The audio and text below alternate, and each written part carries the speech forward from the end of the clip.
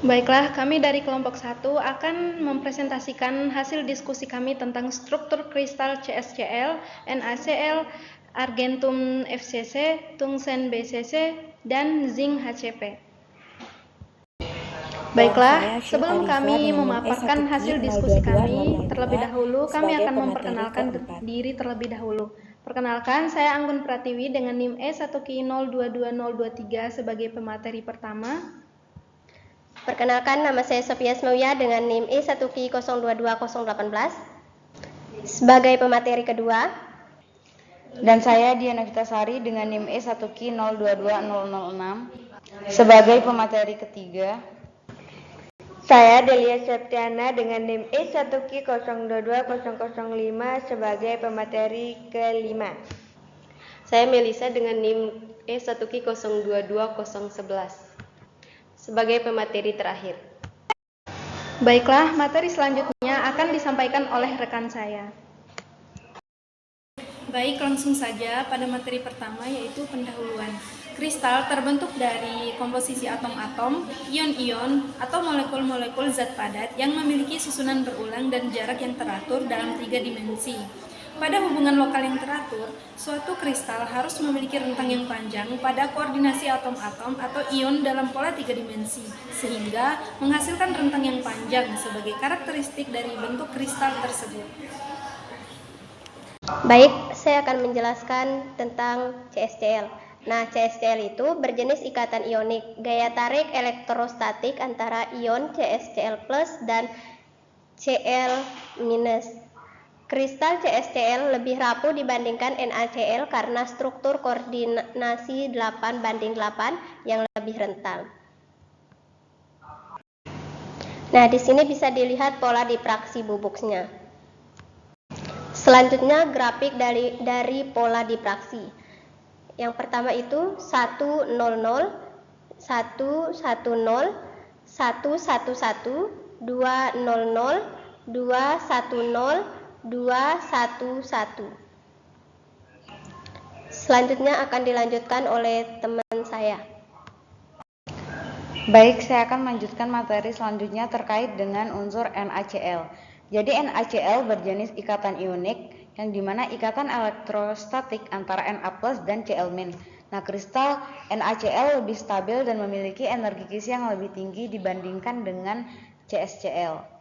Ikatan ionik ini terbentuk karena adanya gaya tarik-menarik elektrostatik antara Na+ dan Cl-. Nah, jenis ikatan dalam NaCl ini terjadi antara ion logam Na+ dan ion non-logam Cl-. Tidak terjadi tumpang tindih orbital seperti pada ikatan kovalen, melainkan tarik-menarik elektrostatik murni. Nah, struktur kristal NaCl ini mengadopsi struktur kristal FCC atau phase center kubik. Bisa dilihat pada tabel struktur kristal, nilai A-nya 5,42 dan nilai alfa betanya 90. Untuk nilai XYZ dari Na adalah 0 dan untuk nilai XYZ dari Cl adalah 0,5. Nah, selanjutnya kita bisa lihat di sini yaitu tabel pola diffraksi bubuk atau powder diffraction pattern. Selanjutnya pada grafik dari pola diffraksi. Sumbu X merupakan sudut 2 theta atau 2 kali sudut datang sinar X dan sumbu Y merupakan intensitas pantulan sinar X. Nah, pada 2 theta 27 derajat terdapat bidang HKL 100, pada 32 derajat terdapat bidang HKL 200, pada sudut 45 derajat terdapat bidang HKL 220 dan pada sudut 53 derajat terdapat bidang HKL 311 dan pada sudut 67 derajat terdapat bidang HKL 222. Selanjutnya akan disampaikan oleh teman saya. Baik, selanjutnya saya akan menjelaskan materi terkait argentum FCC. Sel satuan FCC terdiri dari satu titik lattice pada setiap sudut dan satu titik lattice pada setiap sisi kubus. Nah, setiap atom pada struktur kristal FCC dikelilingi oleh 12 atom. Jadi, bilangan koordinasinya adalah 12. Atom-atom dalam struktur kristal FCC tersusun dalam kondisi yang padat. Nah, bisa dilihat pada animasi yang sudah tersedia di atas. Untuk pola diffraksi bubuk argentum FCC bisa dilihat pada tabel berikut. Dan untuk HKL-nya, sesuai aturan seleksi FCC, HKL tidak bercampur. Maksudnya, HKL-nya jika genap, maka seluruh HKL-nya itu genap. Begitupun sebaliknya, jika HKL-nya ganjil, maka semua HKL-nya ganjil. Nah, berikut adalah gambar grafik dari pola diffraksinya. Bisa dilihat dari HKL yang pertama, di situ ada 111. Sesuai dengan aturan seleksi FCC di mana HKL-nya tidak bercampur. 111 itu bilangan ganjil dan semuanya merupakan bilangan ganjil. Dan untuk yang kedua, di titik kedua itu ada 2, 0, 0, di mana hanya 2, K-nya 0, dan L-nya 0. Di situ merupakan bilangan genap semua, jadi tidak bercampur. Selanjutnya yaitu tungsten. Nah, struktur kristal tungsten mempunyai atom di setiap sudut kubus ditambah dengan sebuah atom di dalam kubus. Nah, tungsten memiliki struktur kristal BCC yaitu body center kubik. Karena tungsten adalah logam transisi dengan simbol W. Nah, ketika kita melakukan percobaan kemarin, dalam ABC-nya itu kita memakai 4600. Nah, sedangkan alfa beta gamanya sama-sama 90. Sehingga muncul seperti pada gambar tersebut. Nah, selanjutnya yaitu pola diffraksi bubuk pada tungsten. Nah, dari pola diffraksi bubuk ini kita dapat melihat HKL yang akan kita coba untuk membuat grafik. Nah, selanjutnya yaitu grafik dari pola diffraksi bubuk pada tungsten. Nah, pada 2 theta 40 terdapat HKL-nya yaitu 110. Nah, pada 2 theta 58 terdapat HKL-nya yaitu 200 dan pada 2 theta 74 HKL-nya yaitu 211. Sekian, selanjutnya akan disampaikan oleh teman saya. Baik, selanjutnya di sini mengenai materi Zn HCP, di mana struktur HCP itu sendiri memiliki faktor kerapatan atom yang setara dengan struktur FCC atau phase center kubik. Dalam HCP, setiap atom dikelilingi oleh 12 atom tetangga terdekat, menghasilkan bilangan koordinasi sebesar 12.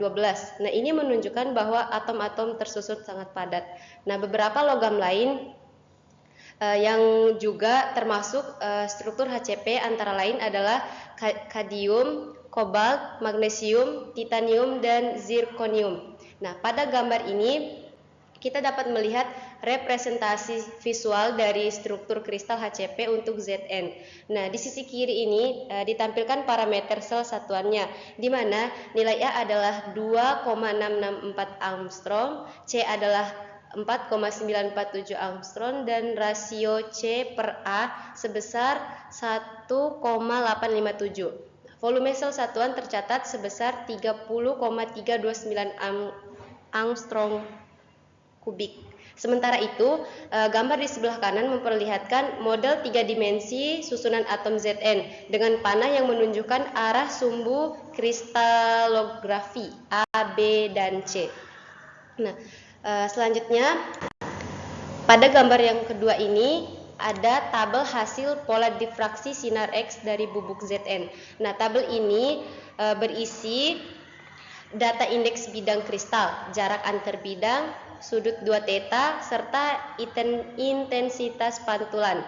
Misalnya, bidang HKL-nya itu 002 memiliki jarak antar bidang sebesar 2,47355 angstrom dan sudut difraksi 3,6257 derajat dengan intensitas relatif cukup tinggi sebesar 35,6916.